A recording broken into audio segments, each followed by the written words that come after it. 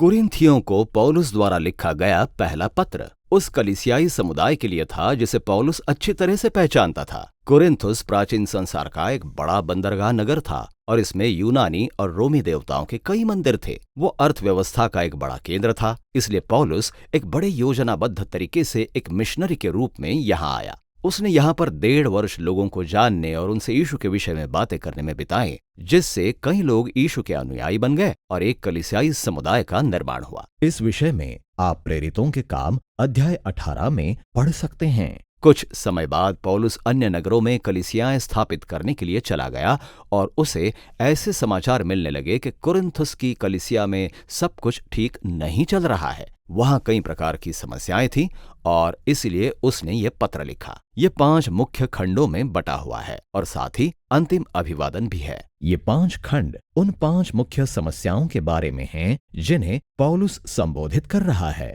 अतः ये पत्र विभिन्न विषयों पर लिखे लघु निबंधों के एक संकलन जैसा दिखाई देता है, लेकिन इसमें ऐसे मुख्य विचार हैं जो सभी विषयों को एक साथ जोड़ते हैं। प्रत्येक खंड में वो ये करता है, वो समस्या का वर्णन करता है, पर फिर वो हमेशा उस समस्या का प्रत्युत्तर सुसमाचार की कहानी के किसी भाग से देता है जो यीशु का शुभ संदेश है, और वह दर्शाता है कि कैसे वे वास्तव में अपने उस विश्वास के अनुसार नहीं जी रहे हैं जिसकी वे घोषणा करते हैं। अतः ये पत्र इस विषय में सीखने के बारे में है कि कैसे हमें सुसमाचार की दृष्टि से जीवन के प्रत्येक क्षेत्र के बारे में सोचना चाहिए।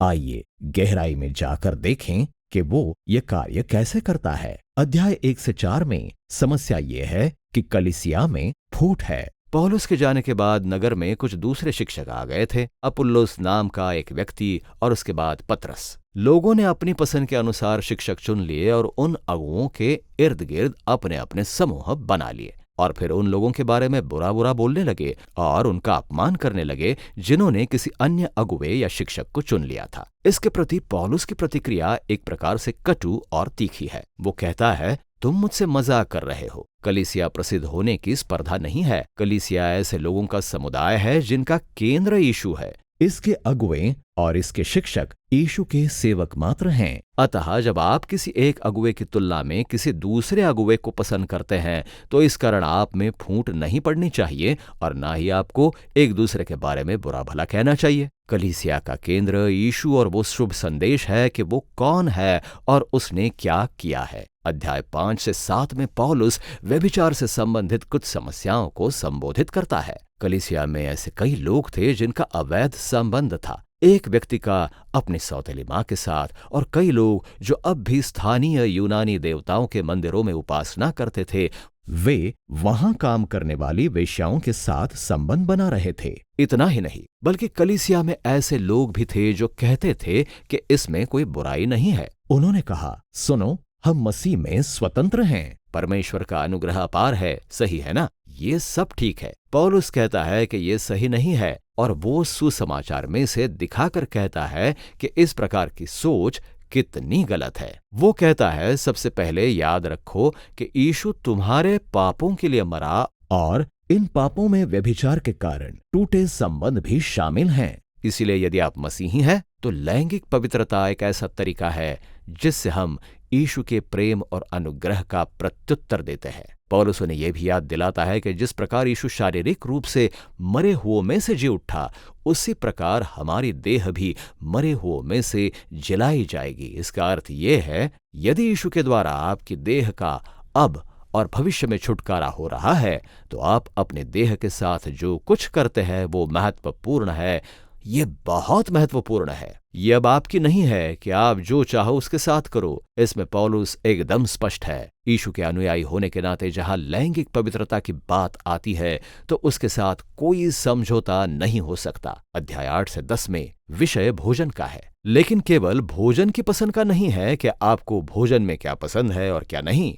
जिस विषय पर कुरिन्थुस के लोग विभाजित थे वो उस मांस के बारे में था जो स्थानीय मंदिरों में यूनानी और रोमी देवताओं के समक्ष बलि किए गए जानवरों से आता था। यहूदी और गैर यहूदी मसीहियों के बीच इस विषय पर मतभेद था कि इस विषय का निपटारा कैसे किया जाना चाहिए। पौलुस एक बार फिर सुसमाचार के मुख्य विचारों को सामने रखता है। वो कहता है कि हमारी निष्ठा सबसे पहले केवल यीशु के प्रति है जो प्रभु है, ना कि दूसरे देवताओं के प्रति। यदि आप किसी ऐसी परिस्थिति में हों जहां आपके सामने किसी अन्य देवता को चढ़ाया गया मांस परोसा जाए और वहां आसपास खड़े लोग ये देखकर कहें, अरे देखो, ये मसीही जो यीशु की आराधना करते हैं और ये लोग किसी अन्य देवता की भी उपासना कर सकते हैं, तो पौलुस कहता है कि यदि ऐसी स्थिति हो तो उस मांस को मत खाओ। आपकी निष्ठा यीशु के प्रति है और आपको उन लोगों से अपने से अधिक प्रेम रखना चाहिए, न कि उन्हें भटकाना चाहिए। पर पौलुस जल्दी से इस बात को आगे बढ़ाता है और कहता है,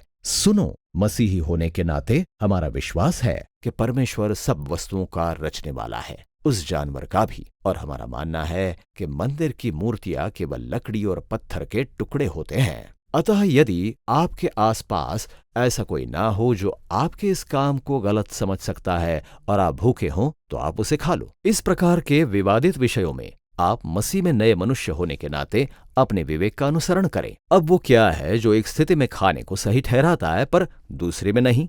मुख्य सिद्धांत है प्रेम। प्रेम स्वयं का इनकार करके दूसरों की भलाई चाहेगा, और प्रेम, परमेश्वर का प्रेम ही सुसमाचार का केंद्र है। यही तो यीशु ने किया जब वो हमारे लिए मरा, और इसलिए पौलुस कहता है कि मसीहों को भी दूसरों के साथ ऐसा ही करना चाहिए।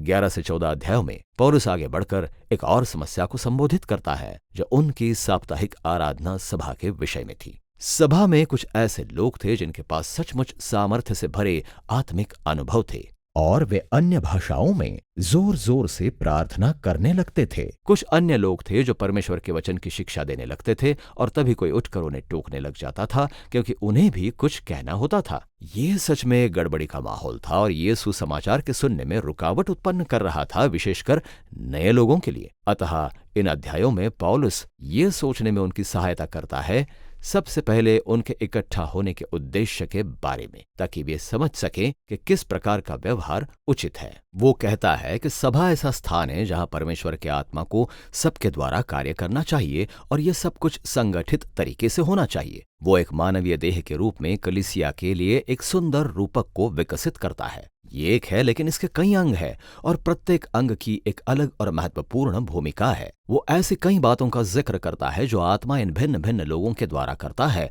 और इन सब से कलीसिया की उन्नति होती है। ये इन अध्यायों का एक मुख्य विषय है। पौलुस ये कहकर समाप्त करता है कि सभा के इकट्ठा होने का सबसे बड़ा महत्व सुसमाचार के केंद्र के रूप में परमेश्वर का प्रेम होना चाहिए, और प्रेम इन अध्यायों का मुख्य विषय भी है। प्रेम ही सभा के प्रत्येक व्यक्ति को विवश करेगा कि वे दूसरों की सेवा और भलाई करने का प्रयास करें। पौलुस कुरिन्थियों की समस्याओं पर इन सब को लागू करता है। कुछ लोग सोचते हैं कि इकट्ठा होने का उद्देश्य गहरे आत्मिक अनुभवों को पाना या अपने मन की बात करने का अवसर प्राप्त करना है। पौलुस कहता है, सुनो, प्रार्थना के सामर्थ्य अनुभव मुझे भी बहुत पसंद है, लेकिन यदि इससे औरों का ध्यान भटकता है या उन्हें अजीब लगता है तो मुझे रुक जाना चाहिए, क्योंकि इससे मैं दूसरों से प्रेम रखने से ज्यादा अपने आप से प्रेम रख रहा हूँ।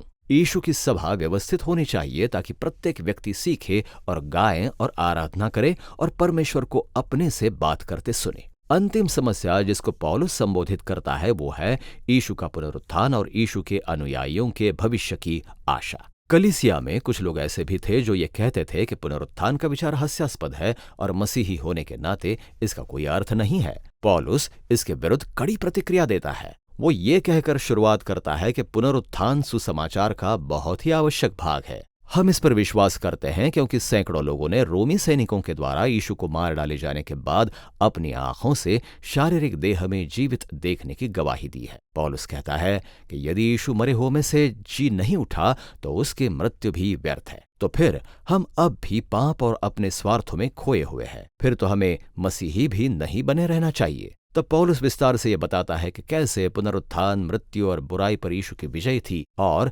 कैसे ये अब हमारे लिए जीवन और सामर्थ्य का स्रोत है, और साथ ही ये कैसे ये सारे जगत के लिए भविष्य की आशा की प्रतिज्ञा है। पुनरुत्थान के कारण ही हमारे पास यीशु में एक होने का कारण है। यह हमारी लैंगिक पवित्रता के लिए प्रेरणा का कारण है। ये स्वयं से अधिक दूसरों से प्रेम करने की सामर्थ्य का स्रोत है, और अंत में ये मृत्यु पर विजय की हमारी आशा है। पौलुस ये कहकर समाप्त करता है, इसीलिए हम विश्वास करते हैं कि यीशु मरे हुए में से जी उठा, और इसका अर्थ यह है सुसमाचार केवल कोई नैतिक सलाह या व्यक्तिगत आत्मिकता का नुस्खा नहीं है। ये यीशु के विषय में घोषणा है जो एक नई वास्तविकता को खोल देती है। पहला कुरिन्थियों का पत्र इसी विषय में है। जीवन के प्रत्येक भाग को सुसमाचार की दृष्टि से देखना।